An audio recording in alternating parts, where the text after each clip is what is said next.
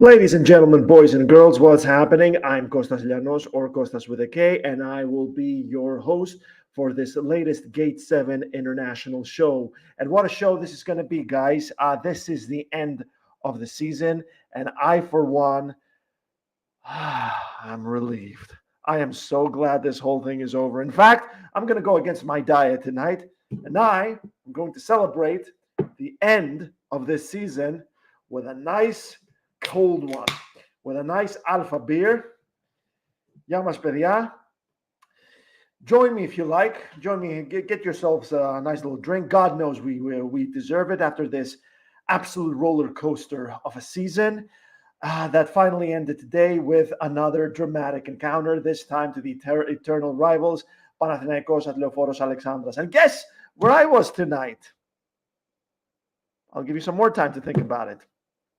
And I was at Leoforos Alexandras tonight. Yes, that's right. I visited Leoforos for the first time in my life. I thought to myself, I'm Athenian, born and bred. I've been spending quite some time here, so I decided to go to Leoforos because I think it's absolutely important for every Athenian who's a football fan to visit the biggest stadiums in Athens. I've watched the game at Oaka. I've watched a lot of games at Karaiskaki. I've watched the game at Opaparena, and now I watched the game at Leoforos Alexandras. It was quite an experience. We'll get to that later on. But first, a bit of housekeeping, guys. If you're new here, if you haven't done so already, and you just like to join our gang, well, do like and subscribe. It really helps the algorithm. Let's keep sharing this great initiative, guys. I mean, to me, it's always so emotional, and I'm always moved when I meet Olympiacos fans from around the globe, watching the show, when I'm being stopped on the streets, and I hear people's stories. I've met Olympiacos fans from everywhere, from the U.S., all around the States, Australia, New Zealand, the United Kingdom, uh, Belgium, Switzerland, France. It has been insane, guys, and watching this community growing is absolutely exhilarating for everyone to see. So let's keep sharing the word. And if you haven't done so already, please do support us on Patreon, where you're going to be receiving some amazing content. You can join us at let me get this up. I am sorry about this, guys. Patreon.com /Gate7 International. I'll read it again. It's patreon.com /Gate7 International. You can join us for just as little as $1 a month. I mean, $1 a month in this economy, right?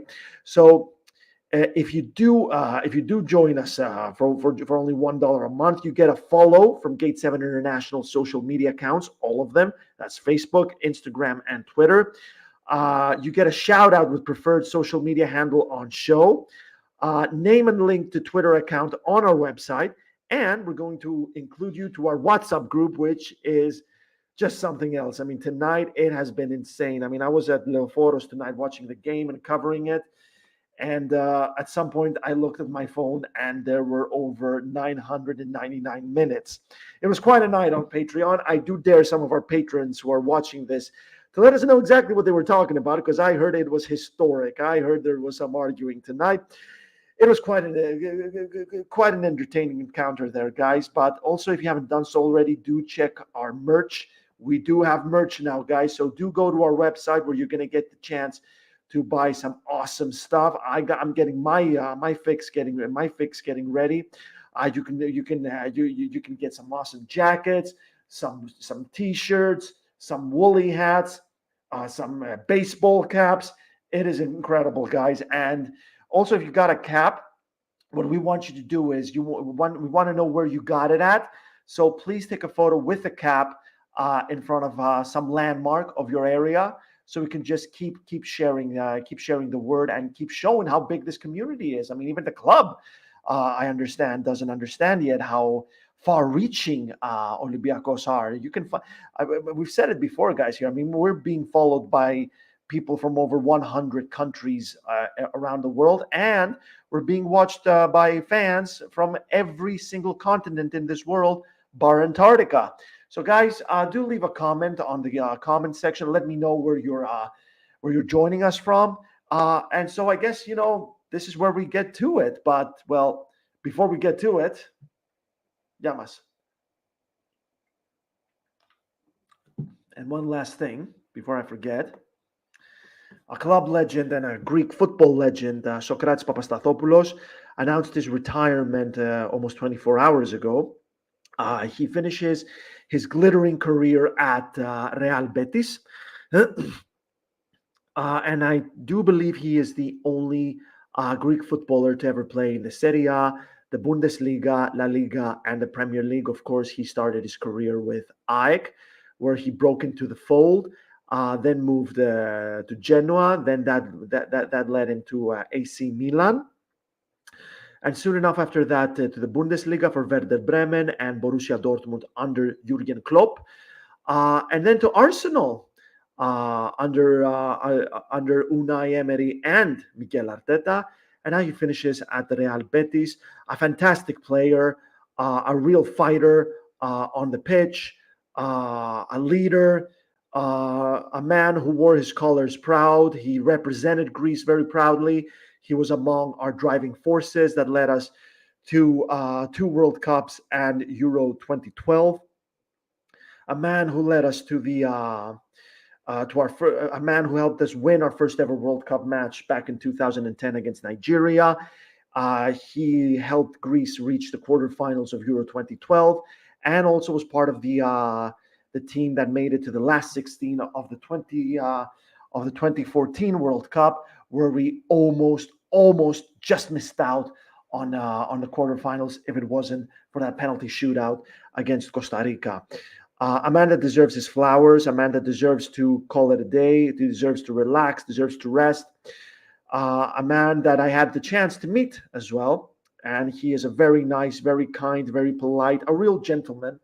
And I am really much looking forward to seeing him again. And you know what, Sokrati, if you're watching this, we're waiting for you to join us on the show. So good luck, Sokrati. And we hope you join the club again in any capacity.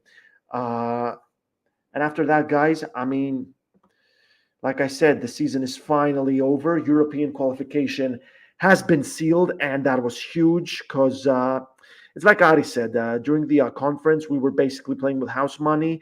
There was never really a sense of pressure, really, with us. I mean, the situation was so dire when Jose Luis Mendilibar joined that even the fact that we were still in another European knockout phase after everything that happened this season, that alone in itself is a bit of a miracle right there.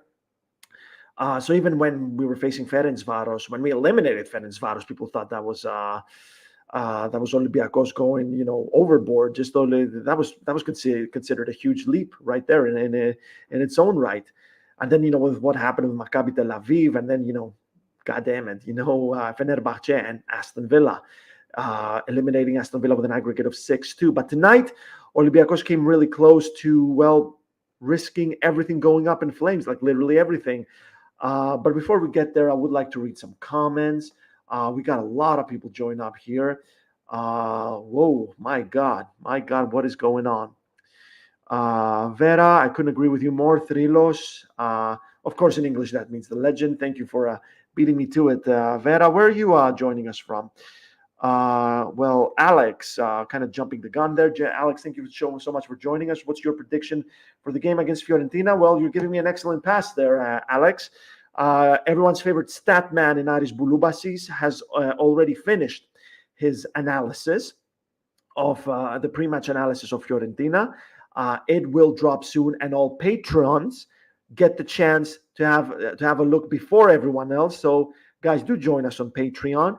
And also, we got a huge interview coming up. It is a major interview with a former Olympiacos footballer and a very recent Olympiacos hero. You've all seen him play.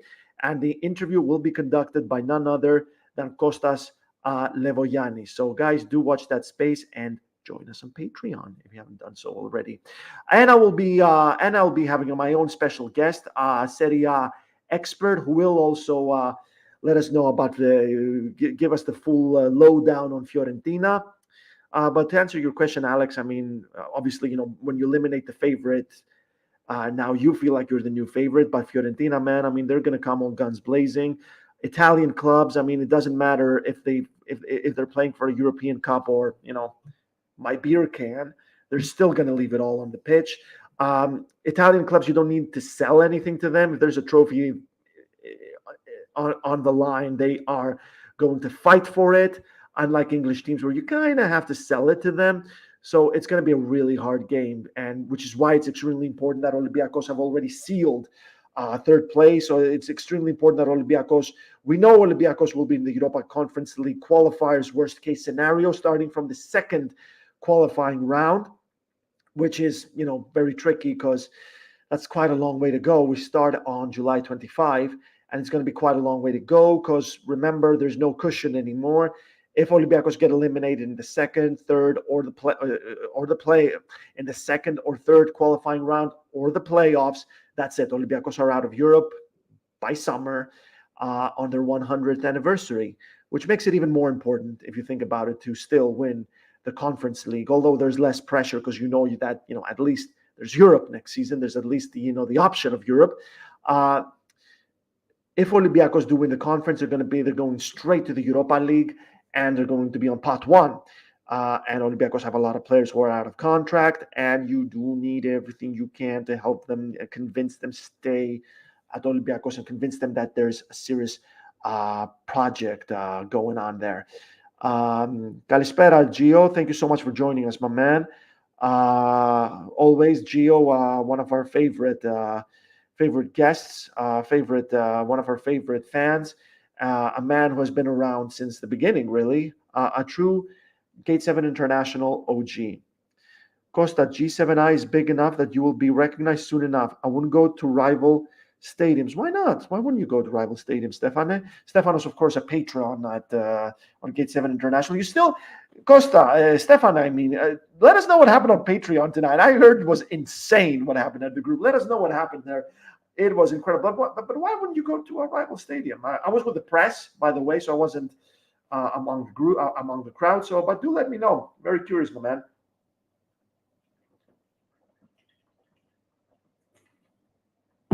I needed that. Mariet, hello, Costara. Hello, Mariet. Thank you for joining us, my man. Nobody's telling us where you're joining from. Literally no one. Every time I ask for that, nobody's doing that. And Gio, of course, saying Kalispera to everyone else because he's an absolute treasure of a man.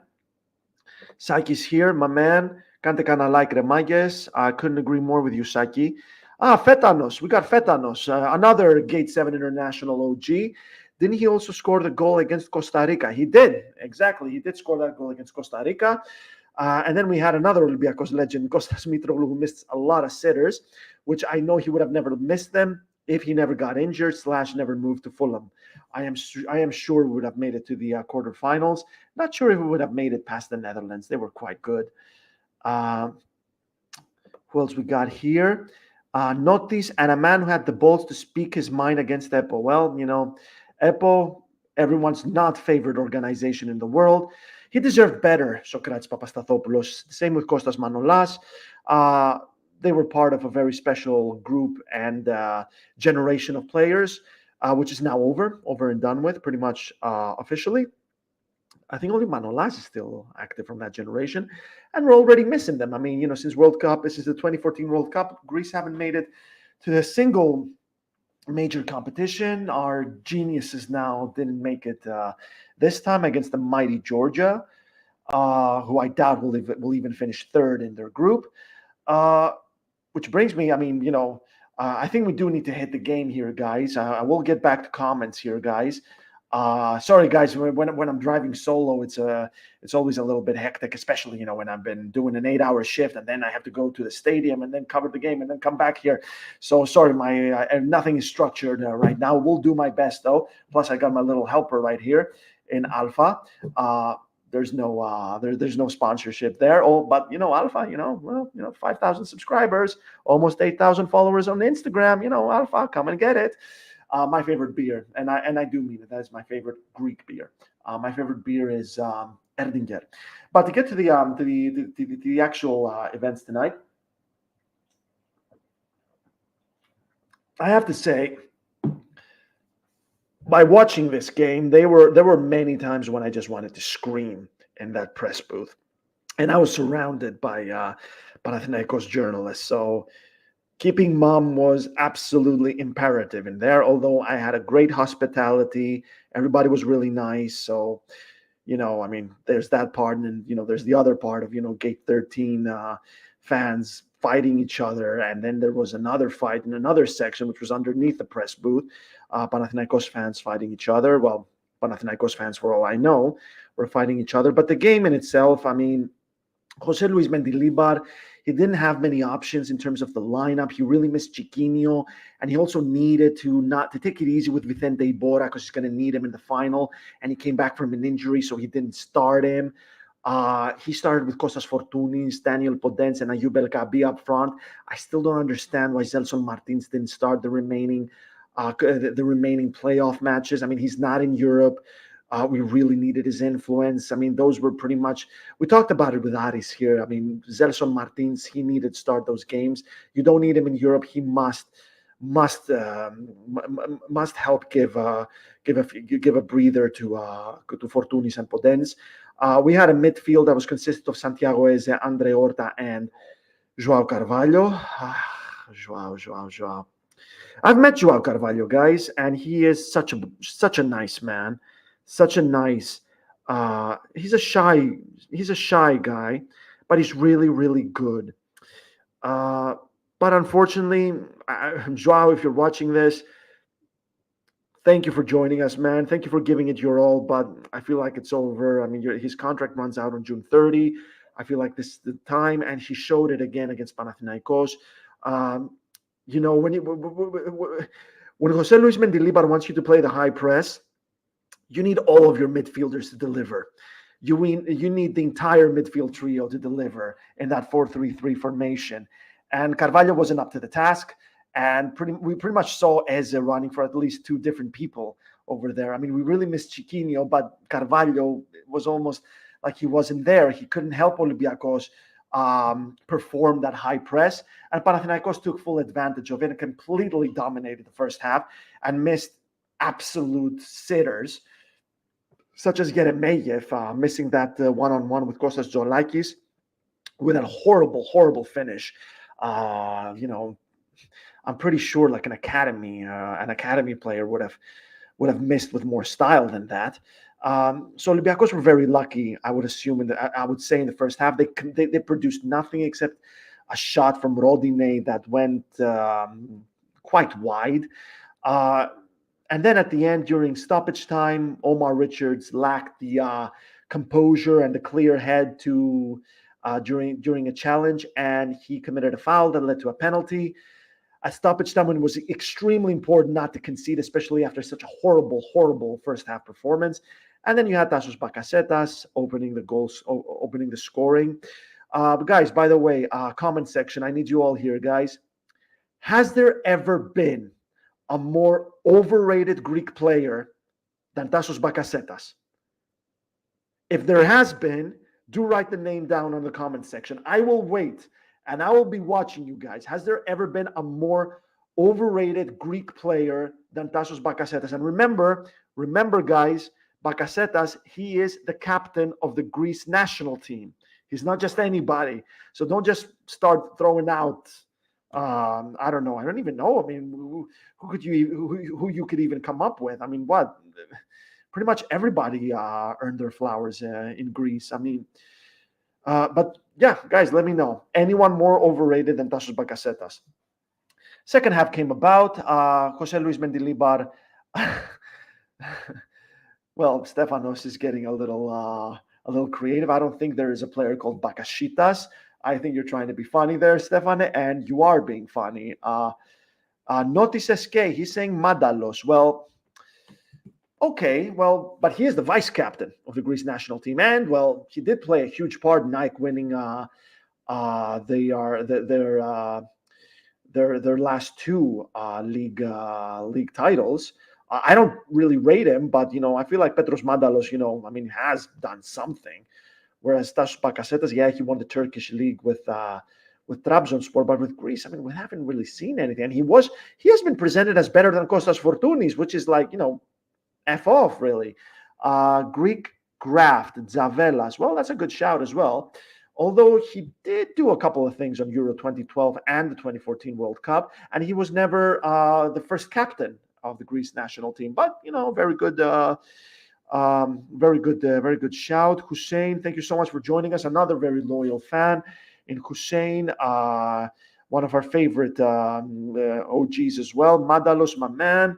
What about the Greek Messi? I think you mean Fetfadzidis. Yeah, but as I said, like, he didn't get all those opportunities after opportunities after opportunities. The armband. Mavrias with JVS. Well, nobody was more overrated than Bakasetas. It was John Van Schip who turned Tassos Bakasetas as the new Yorgos Karagounis / Stelios Manolas / Mimis Papaioannou / Mimis Domazos type of player. It was under JVS when basically Kostas Fortounis started to, get pushed away from the Greece national team, and the Greece national team was being set up based on how Bakasetas should have played. But back to the game, guys. Second half was a completely different matter because Mendilibar read the game correctly, unlike some of his predecessors. I'm not going to say names. He made the change that was needed, and that was getting rid of Carvalho and bringing in Vicente Iborra. And from the get-go, you could see Olympiacos were a lot more up for it. There was a lot more fluidity, a lot more rhythm, a lot more tempo. Finally, we got that midfield trio playing that high press, but a moment of negligence led to Bernard doubling the lead. It all looked like it was over. Olympiacos choked again. Olympiacos bottled it again. But then, guys, in my opinion, the best player or the best player in Greece, Daniel Podence. Absolute masterclass of performance, showing us again why we need this guy to stay, why we need this man to sign a new contract. I've said it before on the show, and I'm going to say it again, guys. During the whole Kostas Zoulakis mania, I said it's way more important to tie Podence up than Zoulakis, because you know what? Zoulakis is a once-in-a-lifetime talent, a generational talent. It's going to suck if he leaves, especially for free at this young age when he could just, following the likes of Adonis Nikopolidis, Dimitris Eleftheropoulos, Kelesidis, Sarganis' footsteps before making an even bigger move than he would if he goes right now. At the end of the day, there is Alexandros Paschalakis, who is very, very reliable between the sticks. He's proven this time and time again. But if Daniel Podence leaves, guys, I mean, think about this. When Podence left Olympiacos in 2020 for Wolves, in January of 2012 to 2020, it took us almost 3 years to replace him. And we brought a whole lot of different names to come in and try their luck. And all of them failed, each more than the other. It took us 3 years to replace Daniel Podence. And you know what his name was? The replacement. Daniel Podence. So very important to time down. Aris Bouloubasis broke the news. There is no release clause in his contract with Wolves. It runs until 2025. Wolves, though, do want to sell. They do not.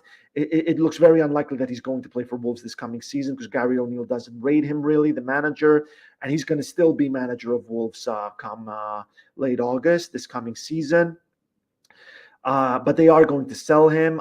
They are considering selling him for £5 to £10 million. I don't think that's too much, in my opinion, for a player like him, especially if you win the conference, where there is going to be a flow of cash, and he is the kind of player who deserves that kind of money. I mean, look at the influence he had today, guys. It was the Daniel Podence show today, one-man show today. He scored that incredible, absolute stunner that brought back memories of Giovanni from PAOK in 1999 and Giovanni against Galatasaray in 2003 at Rizzoupoli. The first one was from Moaka. Incredible goal that even made a few Panathinaikos fans applaud him, and he responded with a classy bow. It was a lovely little moment there, and then he performed the assist with an incredible pinpoint cross from the right all the way to the far post for the incoming Stefan Jovetic, who took advantage of Yannis Kotsiras's recklessness, and he scored the equalizer with an amazing header, a clinical header, if I may say so myself. Last few minutes were quite dramatic with Podence getting sent off for I don't understand what reason really, because I feel like his header wasn't even a foul. Like, it was a 50-50 with Ruben Perez.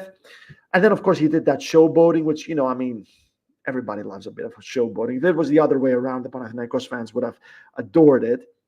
But it was his attitude, I think, that led to his second yellow card, which I felt like it didn't call for it.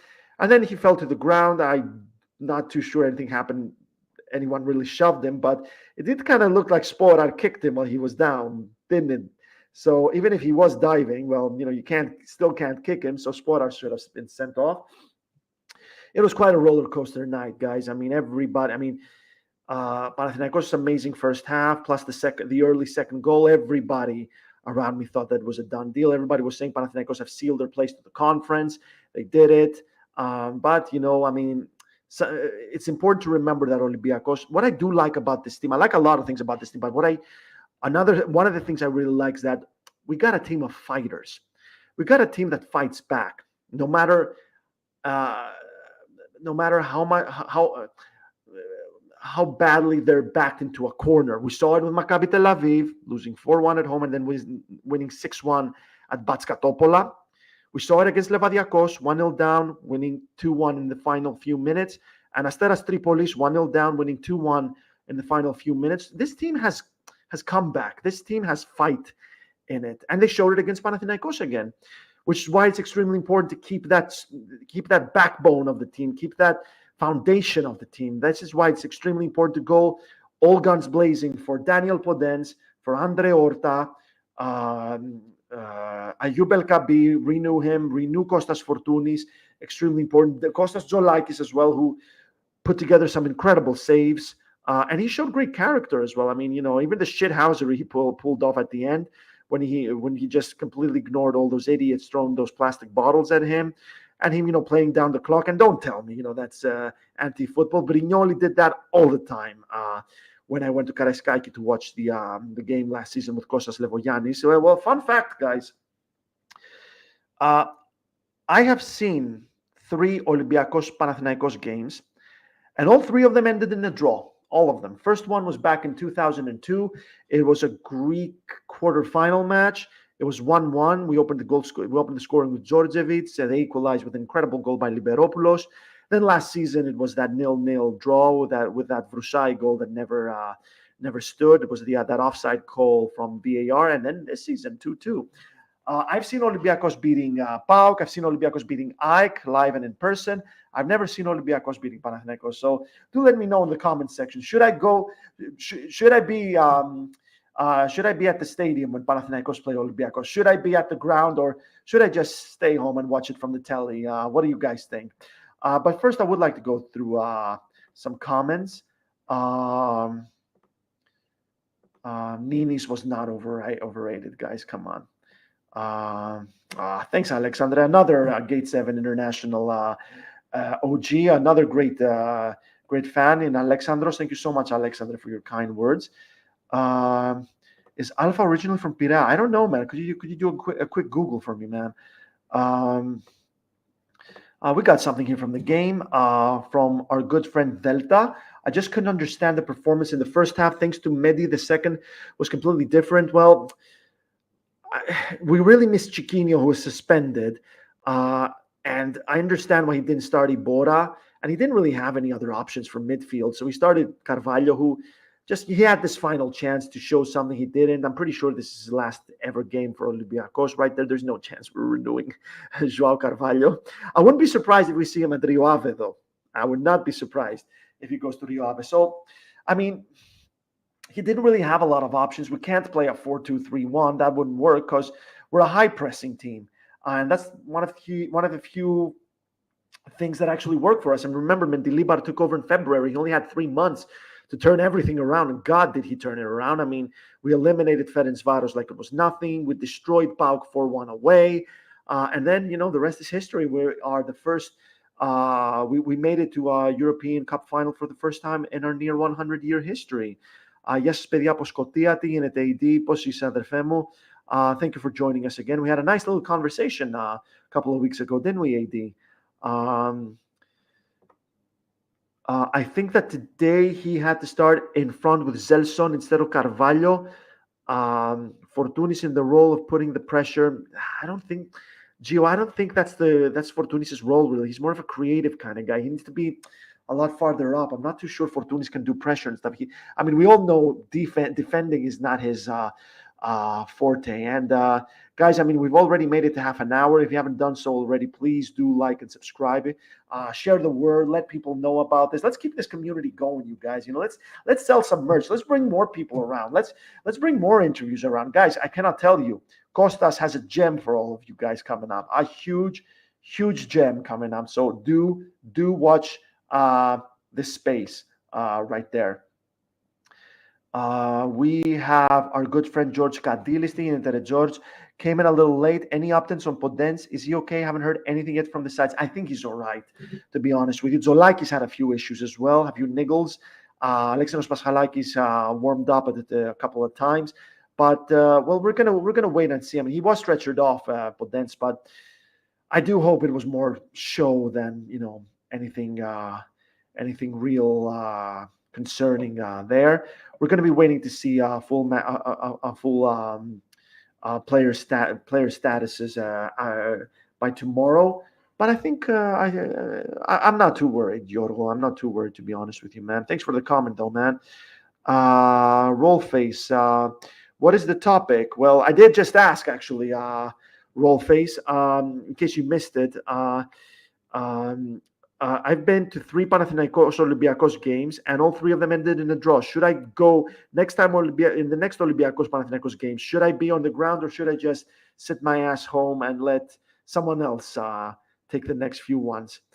Kurbelis, overrated? Yes, Stefan, very overrated. But like I said, I mean, we are talking the armband, guys. This is the same armband Zahorakis wore, Karagunis wore, Papaioannou wore, Domazos wore it. Quite a who's who right there, Ninis was not. We did say that.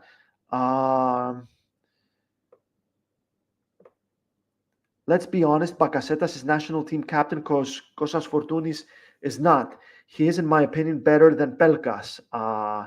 Bakasetas, yeah, he could be better than Pelkas, although 2 different positions. But what do you mean Fortounis is not a captain? Because let's not forget, Fortounis is still Olympiacos captain, and you can't just tell me that he didn't play any role in Olympiacos' stunning European campaign. Yes, he did get a Fetane. You are absolutely right. We got a nice little comment here about Podence Obabastus from V. What's up, V? We got a nice little comment here from AD. We have such a good team right now. Even everyone plays our chemistry so good. Yes, I do agree. Gio, we don't want to see Paco, your cat, but we also need Carmo. Well, yeah, we do need Carmo. I don't disagree with you. I mean, last time I checked, Sergio Conceição is staying as manager of Porto, and they have fallen out. So I would imagine they're not going to work together. But then again, you look at what's happening with Jadon Sancho at Manchester United after, he's doing so well at Borussia Dortmund right now. He's been one of the major reasons why Dortmund made it to the Champions League final, where they're going to face Real Madrid. And there are talks of him coming back. Even Erik ten Hag, who, will need a miracle to stay on board. He's going to have to win the FA Cup against Manchester City. Good luck with that. That'll be his only hope of staying.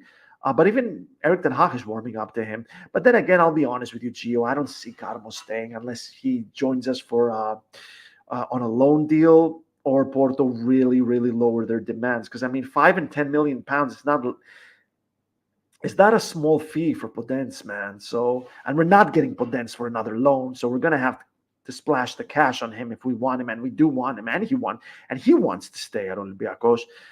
Man, it's only going to be a loan if he stays. And if he does come on a permanent deal, it's going to have to be a lot lower than that. I'm talking 10 million euros less. I mean, Olympiacos are not breaking the bank this season with a record signing. But then again, maybe we will. I mean, if we do win the conference and make it all the way to the Europa League, well, that's extra parachute payments. So, maybe we are. Right now, it's around 13 million pounds, 13 million euros. It was all those billions and billions of drachmas we paid for Zlatko Zahovic in 1999. So I think it's around 13 million euros. And fun fact, Zlatko Zahovic also joined us from Porto. So I don't know. Stars aligning. Um, Yes, AD Bora should have started. I was surprised he played Carvalho. Bora as a commander. Yeah, but like I said, man, I mean, you can't play your the same players in those derbies ahead of your most historic match, especially when Bora, who is at an advanced age, coming back from an injury. And that was Panathinaikos, guys. And yes, Panathinaikos is the eternal enemy, but that's hardly Domazos' Panathinaikos. That's hardly Adoniadis' Panathinaikos, Puskas Panathinaikos, Karagounis, Bassinas, Liberopoulos, Kostadinu, both the goalkeeper and the player. Hardly, you guys, hardly Takis Lukanidis-esque Panathinaikos right there. So, I mean, almost every single player in this team in 5 years' time, they're going to be forgotten. I mean, they do have the chance of playing in Europe if they win the Greek Cup. They're going to be in the second qualifier of the Europa League, but then again, I don't expect anything. Hussein Jovetic should have shouting to Mendilibar about his Carvalho choice today. Who was he shouting? I still don't understand who Jovetic was shouting at. To be honest with you, and yes, Podence is a god. Achilles Bears, what's up, buddy? Another Gate 7 International OG. Dziolis for the most overrated. Guys, I don't think I agree, you guys. Still, I'm talking like Dziolis was never presented as a big thing. Bakasetas has been presented to us like, the best thing after sliced bread. He was presented as the new leader, the new superstar, the guy who's going to lead Greece for years and years and years to come to various different competitions. And he was completely absent against Georgia in Tbilisi, and he was absent today pretty much, except for that penalty and that shot he had in the first half that didn't really give Zoulakis any concern. He was absent then. I was hearing even Panathinaikos fans thought about it. So you're thinking now, I'm a Panathinaikos fan. I just finished fourth, which means I have to win the Greek Cup. And I had a season where we got rid of two managers. Now I'm with an interim manager in Christos Kodis, not very experienced, although he did have a very good first half playing out the back.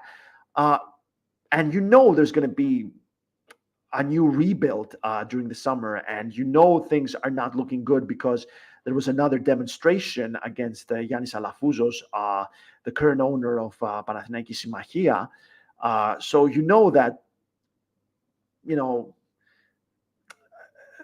morale is not sky high, and you're going to need leaders right now. You're going to need people that are going to help build the Panathinaikos of tomorrow. It should be Tassos Bakasetas, since he is the Greece captain, but he's just not showing it on the pitch, is he? So what else we got here? Potenception. That's good there, yeah, Hussein. That's good right there. Well, we got a question here. Let's try this one. What's up, Nonti? Costa, what do you think is the reason that we've barely scored from set pieces this year? Well, I mean, I suppose we haven't really worked on them enough. Jose Luis Mendilibar has been trying to work on set pieces. He worked a lot on them before the Aston Villa games because, when you're playing a Premier League club, you think about, ways you can hit them. And usually with Premier League clubs, it is on the counter. It is on set pieces. And, well, if you know what you're doing, it's the high press. And it worked wonders with Aston Villa. I don't think we have really good takers as well of set pieces. I mean, you're going to tell me Kostas Fortounis. I mean, he's good with the cross, but he's not as clinical with his shots from set piece. Obviously, I belong in a generation that was spoiled with the Rivaldo. But then again, I don't think we also don't have we don't really have good players that play with their head, like Papa Boussissé. Papa Boussissé was very good on the header. He scored some big goals with the head from set pieces, such as against Arsenal at the Emirates in 2020, such as against AC Milan in 2018 at Karaiskaki. We don't really have that. We don't really have those kind of defenders also who are going to do this. But then again, we are good in other areas, such as, getting the ball to Ayoub El Kabi, really, with that passing game with El Kabi, this chemistry that he has with the likes of Daniel Podence and Kostas Fortounis, and also the high press that leads to mistakes, that leads to us finding spaces. That's the key right there. But I do hope we're not much of a one-trick pony right there, if I'm being honest, because that's something Fiorentina will take full advantage of. Sparo, what's up, buddy? What's up, man? Thanks for joining us, man. Like and subscribe if you haven't done so. But then Red was stupid. Well, I would prefer it if he kept calm, but then again, I mean, this was just shithousery, really, in my opinion. And I felt like the referee was all right, in my opinion. Oh, not all of his calls were right, but I felt like he was all right. I don't really think he was playing the home field advantage. I don't think he was scared or anything. If anything, guys, I gotta say that I didn't feel intimidated tonight. Like, I'll tell you this: even when the announcers announced the starting lineup, the Panathinaikos starting lineup, we barely heard an ole every time a name was mentioned. At Karaiskakis is always deafening. Even doesn't matter whose name is being read out. I mean, they read out Keeney's name last time out against Aston Villa, and it was ole. Whereas this time around it was quite I'd say quite hapless. I think the only intimidating thing were the fights taking place in the stands, if I'm being honest with you guys. AD, yes, of course, Fortuna is probably one of the most talented players in Greece for a long time. But let's talk a little bit about the Conference League, guys. I mean, this is it. This is destiny time. This is history time. I like the way we're going there. I would have been very, very concerned if we had finished fourth for two reasons. A is the obvious one that we would be going. There would be a great chance that we go into the Conference League final feeling stressed and pressured, knowing that okay, this goes from a fun experience, from a historical experience to a must-win, and that would be the first ever Conference League match we have where we had to win. We had to win because, if you don't win the conference, no Europe at all next season on your 100-year anniversary. But we don't have to worry about it. I mean, obviously, guys, nobody's promising us we are going to be at the conference if we don't win the competition this season, because we do have 3 qualifying rounds to go through. We're starting on the second qualifying round. And number 2, the second reason I'd be very concerned right now is because it would be extremely humiliating for Olympiacos to have to back their eternal rivals of winning a trophy. It would be extremely humiliating for Olympiacos in their near 100-year history, on the same season they made it to the European Cup final, to have to beg their eternal rivals to win silverware so they don't miss out on Europe. That would have been super embarrassing. Learca, that's a very good question. Do you think we keep Fortunis? I think we are. Out of all the players who are out of contract / are on loan, I think Kostas Fortunis has the best chances of staying because, well, where is he going to go? What is he going to do? He leaves Olympiacos. What is he going to do? He had the chance of doing it twice.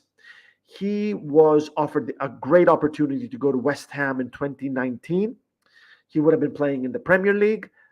In a team that was fast rising under David Moyes. Declan Rice was there.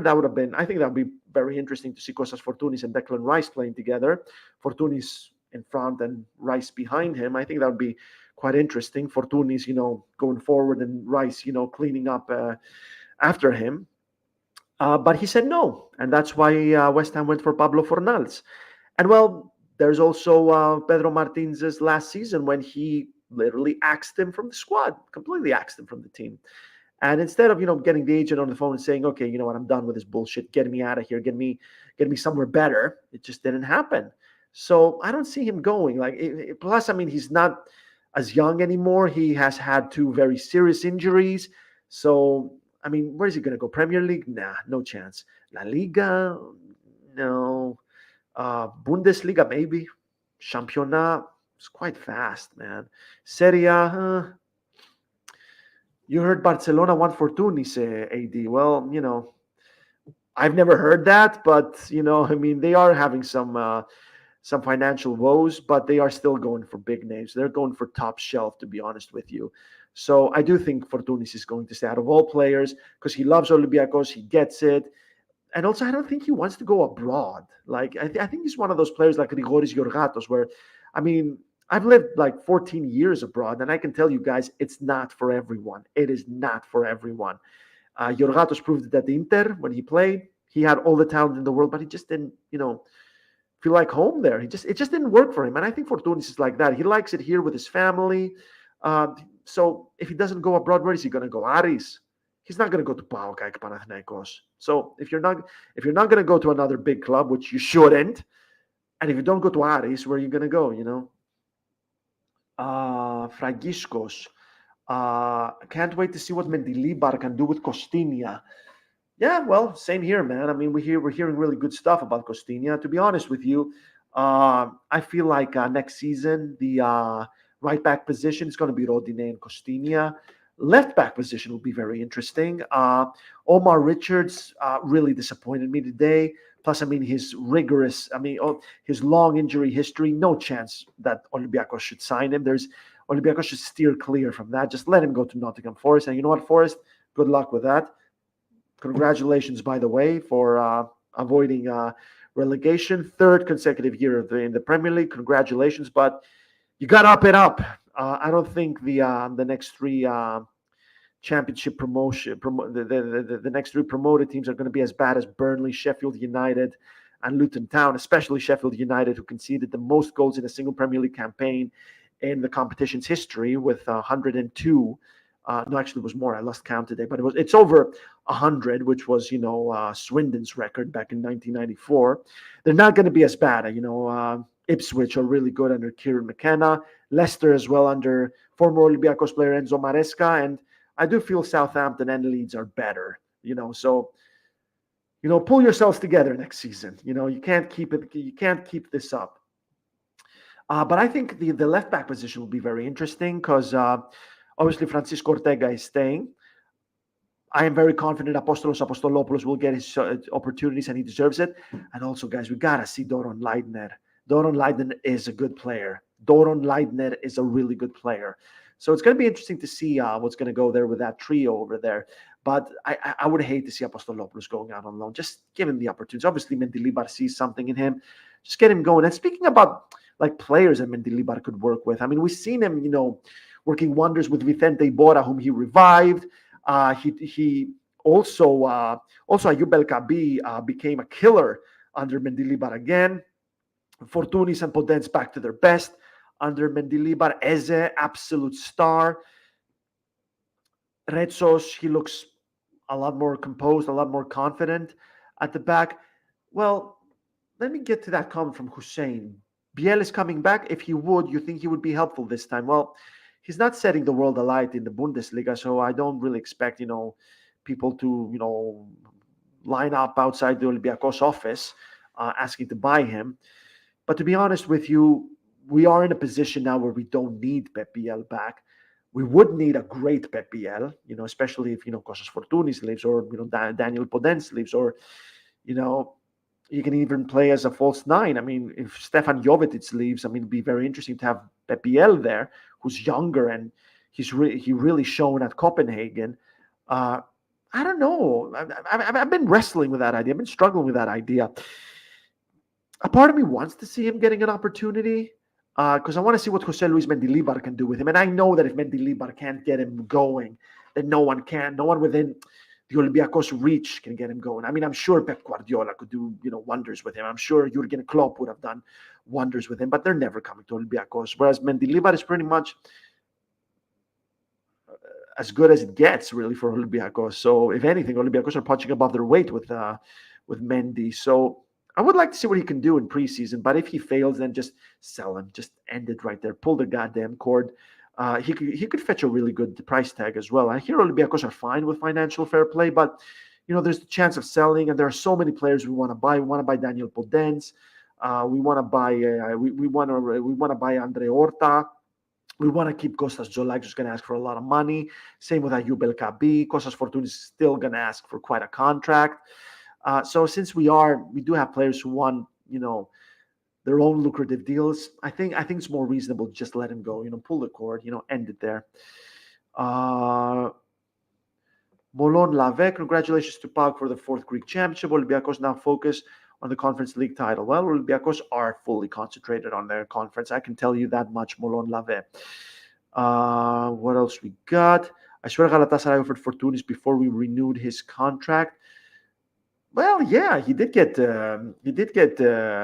he did get interest from abroad, and I said that. But the thing is, I don't think he wants to go abroad. So, and plus, he's in an age where he can't really set the world alight. I feel like in a sense, the ship has sailed for an international career for Kostas Fortounis. So he's also not a Greek international. So how many people are actually going to line up for him anymore? What else we got? Lav Rodine, best right back since El Abdelawi. You are absolutely not wrong there, AD. Terry Tsamba, apologies if this has already been answered, but with the rumor of Costinha going around, could he potentially lose Rodine? I haven't heard anything about that, to be honest. Another player who, I can't see him going anywhere better than Olympiacos, really, but even though he's really, really good. I haven't heard anything about Rodine leaving. As far as I know, he's going to stay, and he needs to be one of the captains, in my opinion. Definitely at least vice captain. The guy, he's very vocal, he's very passionate, he loves the club, he leads the celebrations, he gets the crowd going, very good psychology, crowd psychology, and he's absolutely stunning down the right flank. He's better when he attacks than he is when he defends, but still an absolute hero when he defends. Leonidas Chalkias, maybe Marinakis will ship BL to Nottingham. Well, I think he still has some work to do to endear himself in Nottingham Forest because, well, he does care, it's obvious, and he's showing it to the community. But when it comes to the pitch, I mean, Nottingham Forest had two extremely close calls with relegation. I don't think Forest fans can take a third one on the bounce. Like I said, guys, you're not going to find teams as bad as Burnley, Luton Town, and Sheffield United next season. So Forest need to pull their socks up right now. Is Ortega going to be ready for the final? He's been injured, I believe. Well, we're waiting to see, man. Omar Richards made it back to full fitness, so we are hopeful right there. Ibora seems all right. We're waiting on Daniel Podence, who I'm pretty confident he's going to be okay. But we are still waiting on Ortega. I mean, I asked Mendilibar about it after the return fixture with Villa at Karaiskakis, and all he told me was that he is not going to play against PAOK, which he didn't. So we're waiting to see. Oh my God, AD. Oh my God, AD. Why is it that I'm doing a solo in this episode? Oh my God, we needed Kostas Livogiannis for this. Kini is a pretty solid backup. He was as good against Villa. I'm not worried for Ortega. My God, I love this. I love you, AD. I absolutely love you, man. The whole problem here is that Livogiannis is not here. That would have been very interesting if he was here. We won't have any problems at left back with Ramon. Re Satanades, Re Farisei, you're doing this when I'm doing a solo. There's no Labros here. My God, I didn't even see it coming. I'm like here drinking beer. I'm tired as hell. And I'm like, okay, I'm going to read that. It's like Rodine. My God. Yeah. Rodine, another player who I can't see us selling. So, Lone City again, isn't it? Is Chiquinho fit? Yes, he's fine, Leonida. Gio, also important what Chiquinho said in his interview in my eyes. He's very impressed with our team and especially with our supporters. Well, of course, we don't have to worry about Chiquinho because he does have a contract. But guys, there's something else we need to discuss here, that Olympiacos are in the final of a major European competition. And there is a good chance they're going to win. Fiorentina, incredible club, incredible team. But Olympiacos can still win it. And if they win it, it's not just going to be up to Olympiacos to keeping all those players. You see, the Europa Conference League final will have a lot of eyes on it. That's the final, not the last 16. There's going to be a lot of agents, a lot of scouts, a lot of sporting directors, a lot of technical directors watching this game. So here we are discussing, will Daniel Podence stay at Olympiacos? Well, it's not just up to Olympiacos, There's going to be teams that are going to want to sign Podence this summer. There's going to be teams that will want Santiago Eze. There's going to be teams who are going to want Ayub El Kabi. There's going to be teams who want David Carmo. There's going to be teams who want Andre Horta. And there's certainly going to be teams who want Chiquinho. So obviously, let's just focus on the final, and everything else, is everything else right now. But really good questions, guys.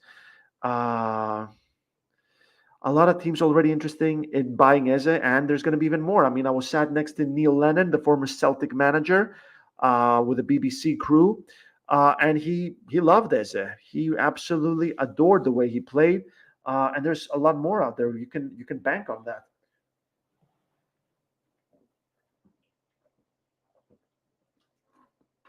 This is the problem when you do a solo. You got those awkward pauses. Would love a 3-0 win with a Carvalho hat trick and Liverpool sign him for 25 million. I hear Arne Slot is a very good manager, man. He's not a madman. And, well, a Carvalho hat trick, I mean, I still wouldn't want him to have a new contract, but, why not? You think Chiquinho can convince Rafa to come? That would be something. Pechtara for sure. Believe he would tear it up for us. Which Rafa are you talking about? Not Rafa Mir. You're talking about that Rafa, that Portuguese striker you're talking about. I don't think we really need a striker if El Kabi stays. I'll be honest with you guys. Like, I'm okay with Stefan Jovetic staying because he does bring something as an impact player. He showed it today against Panathinaikos, scoring the equalizer with a really good header. And I think he has a role to play in the final against his former club, Fiorentina.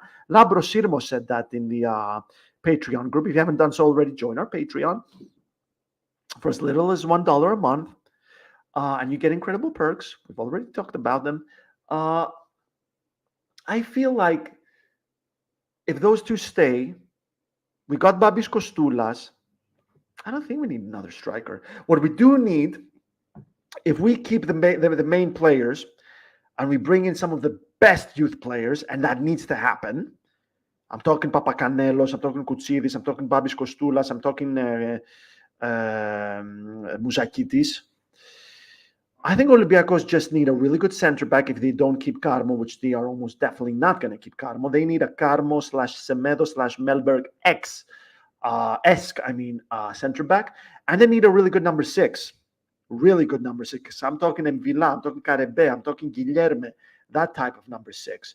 So those are the only two exterior signings you make if you manage to hold on to your best players, which brings me back to the youth team, guys. And I'm going to say it right here. If I don't see one youth player's name on the summer preseason list, I'm not covering Olympiacos this coming season. I'm not covering Olympiacos in the coming season. I'm not saying if I don't see 10 names. I'm not saying if I don't see 5. I'm not even saying if I don't see 2 names. If I don't see one name on that list, I'm not covering Olympiacos this coming season. I mean, Olympiacos cannot be stupid enough not to marry those two teams. The first ever Greek team to win a European honor in Greek football history, the under-19s of Olympiacos winning the UEFA Youth League, and Olympiacos making it to the Europa Conference League final and probably winning it. Those two European champions, they have to come together. They have to marry this summer. The best players from the senior team and the best players from the youth team, the best senior players to show the ropes to the youngsters, to carve a path for them to pass the torch, and the youngsters to learn from them and carry Olympiacos for years and years to come. Plus, they would fetch a really sweet price tag. From Benfica, he's very good. He is very good, Yorgo. He made his name there, Jovetic. Yeah, that's when he joined Manchester City, I believe. Rollface, I hope Kostulas is a bit of a quicker strike. He is. Who can run in behind, he does, and help a bit more outside the box, he does. Because we need a player like that, in my opinion. Yeah, absolutely. And I feel like he can learn a lot from El Kabi, and the competition from El Kabi. A killer like him could do wonders for him to become the player we all hope and expect he can become. Gio again. Man, you're on fire, Gio. I've read somewhere that Apostolopoulos has his spot for preseason for sure. If I'm right, it was at Gazeta. Well, I'd hold a small basket on this one, my friend. Hopefully there's not going to be another splurge. But then again, if we do lose all those key players, then I'm afraid we're not going to be far away from another transfer splurge. So guys, I mean, we made it to an hour here, the hour mark. I think I'm going to close it with man of the match, and coach is great. Man of the match. I mean, comment section, guys. Leonidas Alexandropoulos, I don't think he's staying, man. He's on loan. He has quite quite a stingy release clause. He hasn't earned it. A lot of people think he hasn't earned the money that would come for him. And to be honest, I don't know. I think a lot of you are not going to like what I'm about to say, but I'm not sold on Alexandropoulos, to be honest with you. Like, if anything, my midfield, how I would like my midfield to look next season. Number 6, Eze, and a signing.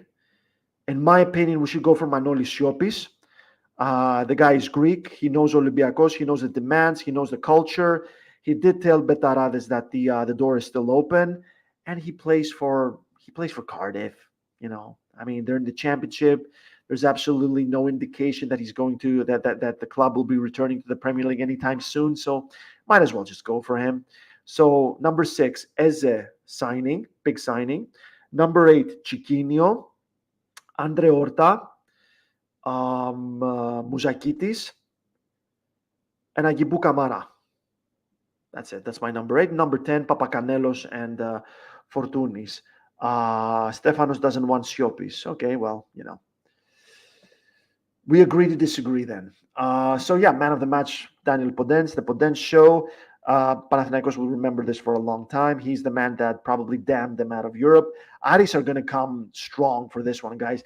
Aris live and breathe for this match. They are going to leave their souls on the pitch. They did it tonight against PAOK. They wanted to destroy their eternal rivals' title hopes, and they almost did. So they're going to come all guns blazing. And the thing people need to understand about Aris is that the mentality is as follows. They do not expect themselves to win the league ever. Because, the whole thing is set up. It's rigged. It's against us. We cannot do it. But they always say we can win the cup. So winning the cup for them is always like the Holy Grail. To them, it's the absolute dream. It's just like playing in a European Cup final for them. The Greek Cup final is like a European Cup final. It's like a European Cup final. It's destiny. It's history. It's everything. So they're going to come all guns blazing. And Podence probably damned Panathinaikos out of Europe with an incredible performance, stunning screamer, which could go down as goal of the season in the Super League, and the assist for Jovetic's equalizer, and he absolutely owned the right wing, absolutely bullied the Panathinaikos players down that side. Coach is great. I'm going to give him B-. You're starting Carvalho, awful first half. Could have conceded more than just one goal. I mean, Olympiacos were lucky not only to concede once, because Panathinaikos also hit the post. Let's not forget again with Bakasetas, if I remember correctly, it was Panos Retsos that got the deflection. So they were very lucky. He did much better in the second half, but then there was that goal, and I hope that's not the case. We're gonna have to find out next season. But sometimes I see that. I get the feeling that Mendilibar cares a lot more about Europe, and that's the only reason he joined Olympiacos. He didn't join Olympiacos to beat Razvan Lucescu in Tuba. He joined Olympiacos because of Europe. If Olympiacos weren't in Europe, by that time he would have never even considered that job. But anyway, I hope I'm wrong. We have seen some amazing comeback victories. We saw some incredible comeback performances like tonight. We did beat AEK. We did beat PAOK twice. So you know what? I'm very much looking forward to the future. And I think that's all the time we got left, guys. If you haven't done so, please do like and subscribe. Let's keep growing. Let's keep this community growing. Let's keep having fun with the rest of the world, guys. Let's keep sharing the Olympiacos name. We're the only ones who are doing this, and there's Olympiacos everywhere. Olympiacos is not just Piraeus, it's not just Greece, it's not just Kypros. It's everywhere, every single corner of the world. And do join us on Patreon if you haven't done so. Check our merchandise, and guys, watch this space because we got some amazing stuff coming back. Incredible interview coming up. You simply cannot miss it. And guys, well, I'm gonna go to bed. I'm gonna finish my beer. Actually, I'm gonna finish it with you because you've been so amazing. You've been golden.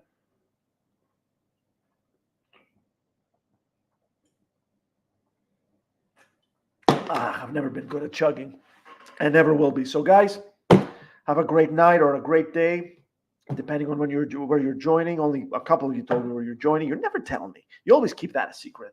So, guys, thank you so much. Thank you so much for making my evening. Thank you so much for joining me. It's always hard doing solos.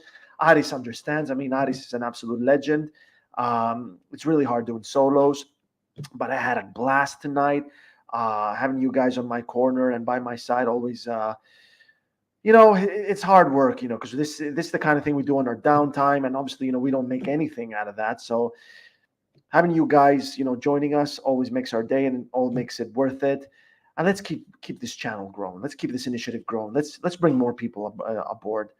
Let's show Olympiacos how big they actually are. So, guys, thank you so much.